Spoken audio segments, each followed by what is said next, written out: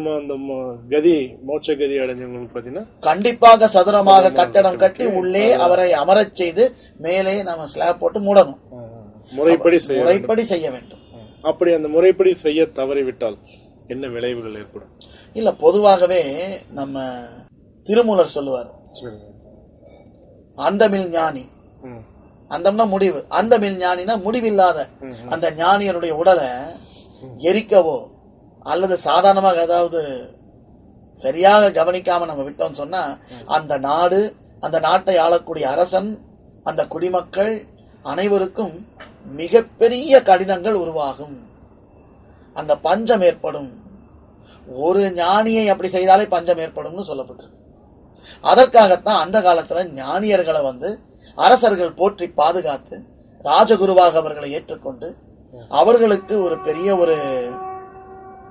அவர்கள் சமாதி ஆகும்போது அவர்களுக்கு சமாதி கட்டடத்தை கட்டுவித்து அதற்கு மேல லிங்க பிரதிஷ்டையோ அல்லது வேற ஏதேனும் பிரதிஷ்டையோ செய்து பெரிய கோவிலாக கட்டிவிட்டார்கள். அப்படி கட்டப்பட்ட கோவில் தான் இன்னைக்கு தமிழ்நாட்டுல மிகப்பெரிய கோவில்கள்.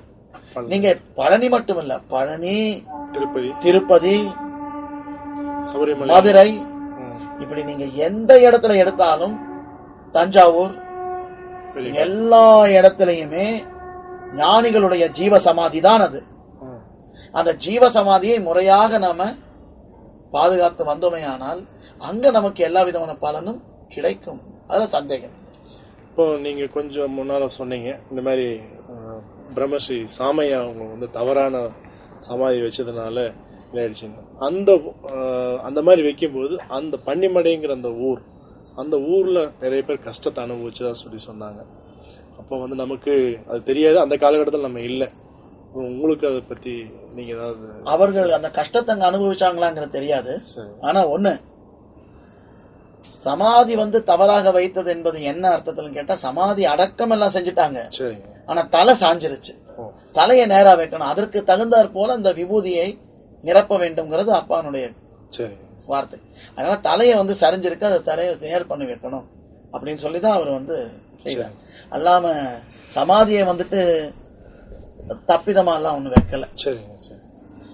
சில ஞானிகள்லாம் இருக்கிறாங்க, அவங்க தன்னுடைய உடலை எரித்து கொள்ளக்கூடிய சம்மதிப்பாங்க.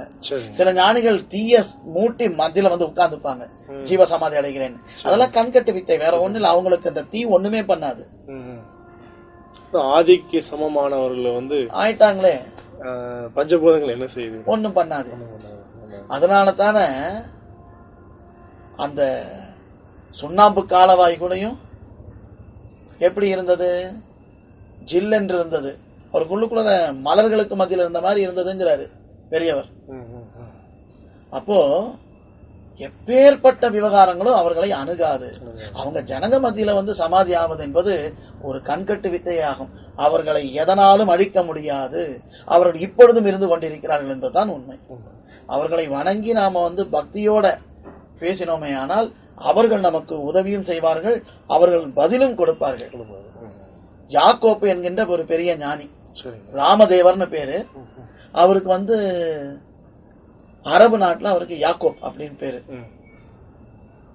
அவர் சொல்லுவாரு, ஞானிகளுடைய புத்தகத்தை எப்பொழுது வாசித்தாலும் வணங்கிவிட்டு வாசித்தீர்களே ஆனால் அந்த ஞானி, எழுதின ஞானி படிக்கிற ஒரு பக்கம் நிப்பாராமா. அவர்கள் அரூபிகளாக இப்பொழுதும் இருந்து கொண்டிருக்கிறார்கள். நாம் பேசுவதை கூட அந்த பெரியவர்கள் கேட்டுக்கொண்டுதான் இருக்கிறார்கள். அவர்களுடைய அந்த ஆசீர்வாதத்துடனும் நம்முடைய ஞானபிதாவினுடைய ஆசீர்வாதத்துடன் தான் இதை நாம் இப்பொழுது பேசிக் கொண்டிருக்கிறோம் என்கின்ற நம்பிக்கை மட்டுமல்ல, அனுபவமும் உண்டு. இப்போ அவங்கள நம்ம பார்க்கணும் அப்படின்னாங்கய்யா, நமக்கு இப்போ ஊனக்கண் இருக்கு. ஊனக்கண்ணால அவங்கள நம்ம தரிசனம் பண்ண முடியாது. ஞானக்கண் இருந்தாதான் நம்ம அவங்கள பார்க்க முடியும். ஸோ அந்த ஞானக்கண் திறப்பது அது எப்படி அப்படிங்கிறது நீங்க இந்த சித்த வித்தை பெற்றவர்களுக்கு சொல்லுங்க. ஏன்னா அதுதான முதல் படிங்க. இது நல்ல விஷயம். இது சொல்லும் போது காயண்ணா அப்படிங்கிற இந்த சித்தாசிரமத்தில் நடந்த ஒரு சம்பவம் சொல்ல வேண்டியதா இருக்கு.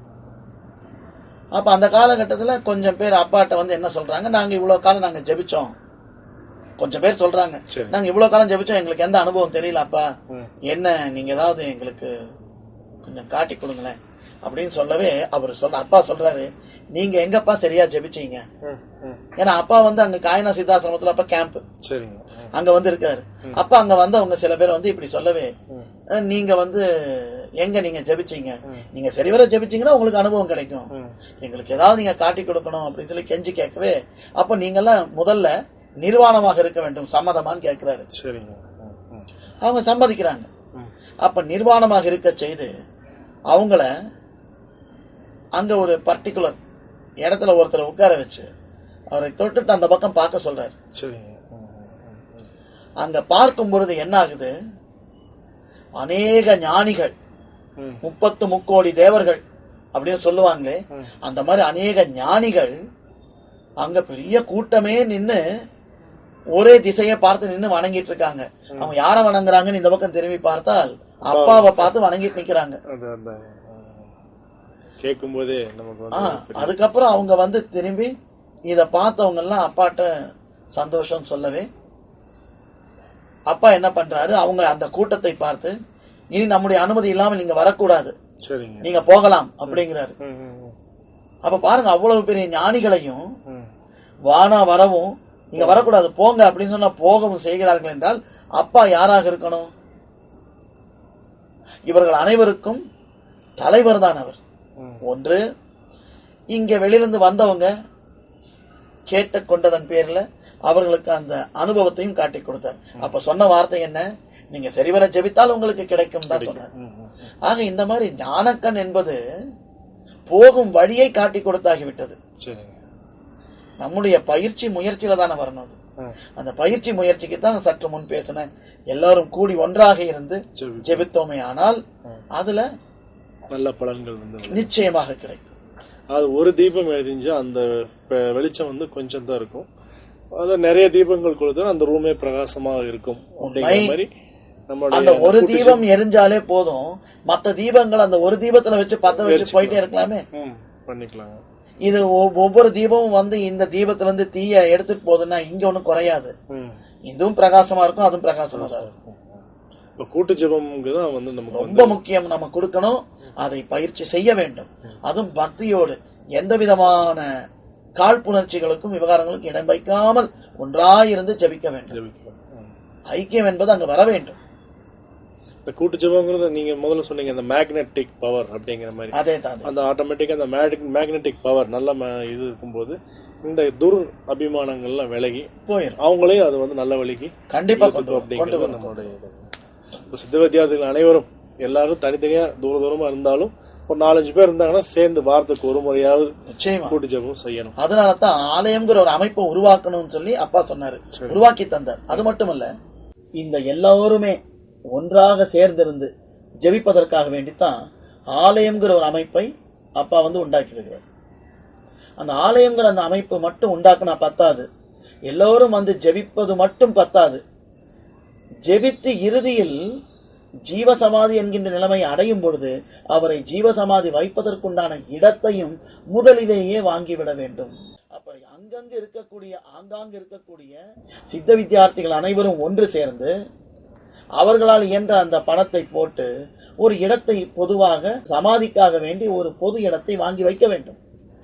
பல ஊர்லையும் செய்ய தவறிவிட்டார்கள், சில ஊர்ல மட்டும் அதை செய்து வைத்துள்ளார்கள்.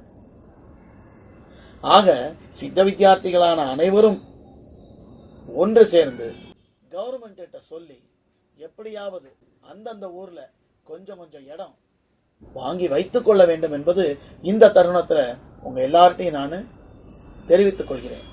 அதனால ஒவ்வொருத்தருமே ஜீவ சமாதி வைப்பதற்குண்டான இடத்தையும் கூட்டு தவத்தை மேற்கொள்ளக்கூடிய அந்த தருணத்திலேயே முதலில் செய்ய வேண்டியது சமாதிக்குண்டான இடம். நீங்க ஒரு கிறிஸ்தவர்களையோ அல்லது இஸ்லாமியர்களை பார்த்தீர்கள் என்றால் தெரியும், அவங்க எப்போ ஒரு ஊருக்குள்ள புதுசா நுழையிறாங்களோ முதல்ல அவங்களுடைய அந்த கோவிலை, மசூதி அல்லது சர்ச்சு கட்டுறதுக்கு இடம் வாங்குவாங்க. அதே சமயத்துல அடக்கம் செய்வதற்குண்டான இடமும் முதல்ல வாங்கிடுவாங்க. அவர்களுக்கு இருக்கக்கூடிய அந்த ஒரு முன்னெச்சரிக்கையான அந்த நடவடிக்கை நம் ஒவ்வொருவருக்கும் இருக்க வேண்டும் என்கின்ற அந்த ஒரு வேண்டுகோளை உங்கள் முன் இப்பொழுது வைக்கிறோம். ஆகவே தயவு செய்து ஒற்றுமையாக இருந்து செய்யக்கூடிய தவம் மட்டுமல்லாமல் ஜீவசமாதிக்குண்டான இடத்தையும் வாங்க வேண்டும் என்று தாழ்மையுடன் கேட்டுக்கொள்கிறேன். சித்த வித்தை பயிற்சி பெற்ற ஆண்களும் சரி பெண்களும் சரி, ஆண்களுக்கு பார்த்தீங்கன்னா நிறைய நேரங்கள் கிடைக்குது, பயிற்சி பண்ணுறாங்க. ஆனால் பெண்களுக்குன்னு பார்த்தீங்கன்னா போதுமான வழியில் நேரம் கிடைக்கிறதில்ல. அதே ஆண்களை கம்பேர் பண்ணும்போது பார்த்தீங்கன்னா பெண்கள் குறைவான அளவில் தான் இந்த பயிற்சி பெற்று இது பண்ணி பண்ணுறாங்க. இந்த பெண்கள் அதிகமான அளவில் இந்த பயிற்சியை எடுத்தாங்க அப்படின்னா குடும்பத்துக்கு ரொம்ப உபயோகமாக இருக்கும் அப்படிங்கிறது என்னுடைய கருத்து. இது நம்ம ஏன் இது நம்ம அந்த பெண்களுக்கு, அதாவது பெண்கள் கல்லூரிகளுக்கு இந்த நம்ம சித்த வித்தை அப்படிங்கிற ஒரு எடுத்துக்கொண்டு போனோம்னா ஆண்களை அடையிறது ரொம்ப சுலபமாக நம்ம அடைஞ்சிடலாங்க. ஒவ்வொரு பெண்ணும், கல்யாணமாகாத ஒவ்வொரு பெண்ணும் இந்த சித்த வித்தைங்கிற ஒரு இதை எடுத்து வாங்கிட்டாங்க அப்படின்னா அவங்களுக்கு இல்லற வாழ்க்கைங்கிறது இனிமையாக அமையும். கண்டிப்பா இது நிறைய பேர் பார்த்தீங்கன்னா, நிறைய பெண்கள் பார்த்தீங்கன்னா அனுபவபூர்வமாக பார்த்தீங்கன்னா சக்சஸ் ஆயிருக்காங்க. ஏன்னா அவங்களுக்கு தான் பிரச்சனை. ஆண்களை கம்பேர் பண்ணும்போது பெண்களுக்கு தான் மன அழுத்தம், ரெண்டாவது அவங்க உடல் ரீதியான அந்த உபாதைகள் இதெல்லாமே வருது. ஸோ நம்ம சித்த வித்தைகள் எடுக்கிறது அப்படிங்கிறது அவங்களுக்கு நம்ம அதிக முக்கியத்துவம் கொடுத்து, ஏற்கனவே எடுத்த பெண்கள் மூலமாகவும் ஐயா போன்றவர்கள் மூலமாகவும் இந்த மாதிரி நிறைய இந்த பெண்கள் கல்லூரிகளுக்கு பெண்கள் ஒரு இதுக்கு போய் அதை எடுத்து இது பண்ணலாம். அந்த மாதிரி பண்ணோம்னா நம்ம சமுதாய மேன்மைங்கிறது விரைவில் நமக்கு இது நடக்கும் அப்படிங்கிறது என்னுடைய தாழ்மையான கருத்து. அதை பத்தி நீங்க சொல்லுங்க. இது அவர் சொல்லியதாக மட்டுமல்ல, சித்த சமாஜ ஸ்தாபகர் சுவாமி சிவானந்த பரமஹம்சர் அவர்களும், அதாவது நம்முடைய ஞானபிதாவும் இதே வார்த்தையை சொல்லி இருக்கிறார் என்பதுதான் உண்மை. அவர் எப்படி சொல்லுவார்னா, அப்பா பெண்கள் திருந்தினால் உலகம் திருந்தும் பாரு. ஒரே வார்த்தை, என்ன அற்புதமா சொல்லியிருக்காரு பாருங்க. பெண்கள் திருந்தினால் உலகம் திருந்தும். என்ன காரணம்? ஆணையும் பெற்று தருவது பெண்மை. அப்ப இந்த பெண் தான் உலகத்திற்கு அடிப்படையாக இருப்பவர். இந்த பெண் எல்லா வகையிலும் நற்குணத்துடனும் நல்ல சிந்தனையுடனும் நல்ல செய்கையுடனும் இருந்தாலே ஆனால் அவள் வளர்க்கக்கூடிய குழந்தைகள் சிறப்பாக இருப்பார்கள். ஒன்று. ஆக இந்த பெண்கள் தான் முதலில் உபதேசத்தை மிகச்சரியாக செய்ய வேண்டும். ஆனா இவர் நீங்க பேசும்போது நடுவுல ஆரம்பத்துல ஒரு விஷயத்தை கொண்டு வந்தீங்க. அதாவது ஆண்கள் வெளியில ஜெபிக்கிற அளவுக்கு பெண்களுக்கு அந்த பலவிதமான தடைகள் இருப்பதால ஜெபிக்க வருவது என்பது கொஞ்சம் சிரமமாக இருக்கிறது நீங்க சொன்னீங்க. அதை பற்றி சொல்வதா இருந்தால், நீங்க உட்கார்ந்து ஜெபிப்பது மட்டுமே நீங்க கணக்கில் எடுக்க வேண்டாம். சதா சர்வ காலமும் நம்ம பெண்களானாலும் ஆண்களானாலும் இந்த பயிற்சியை செய்து கொண்டே இருக்க வேண்டும். ஒரு நாளைக்கு காத்தால கொஞ்ச நேரமும் சாயங்காலமும் கொஞ்ச நேரமும் நிஷ்டையில இருந்து பழகினால் போதும். மற்ற நேரம் முழுவதும் பெண்கள் வாயை மூடி இந்த பயிற்சியே செய்து கொண்டு இருந்தார்களே ஆனால் சண்டை சச்சரவுக்கு ஏதாவது வழி இருக்கா சொல்லுங்க? இல்லைங்க. ஆண்களும் அதை போல இந்த பயிற்சியே செய்து வந்தார்களே ஆனால் விவகாரத்துக்கு இடம் இருக்கா சொல்லுங்க? இல்லைங்க. அனாவசியமான பேச்சு வழக்குகள் இல்லாமல் போய்விடும். ஆக 2 மணி நேரம் 3 மணி நேரம் உட்கார்ந்துதான் ஜபிக்கணுங்கிறது இல்ல. பாக்கி சதா சர்வகாலம் மற்ற எல்லா நேரத்திலையும் ஜபத்தை விடாது செய்து கொண்டே வந்தோமே ஆனால் ஞானம் என்பது சுலபம் அப்படிங்கறத உண்மை. அப்ப பெண்களுக்கு தனியாக ஒரு நேரத்தை ஒதுக்க வேண்டும் என்றெல்லாம் ஒண்ணு இல்லை. அவங்க தட்டு முட்டு சாமானம் கழுகும் போதும் துவைக்கும் போதும் எல்லா வேலை செய்யும் போதும் இந்த பயிற்சியை செய்து கொண்டே இருக்கலாம் அல்லவா? அவங்க வேண்டாத பேச்செல்லாம் பேசுறத நிறுத்திட்டு பயிற்சி செஞ்சாங்கன்னா அவங்களுக்கும் நல்லது, குடும்பத்திற்கும் நல்லது, சமூகத்திற்கும் நல்லது, உலகத்திற்கும் நல்லதாச்சுதே.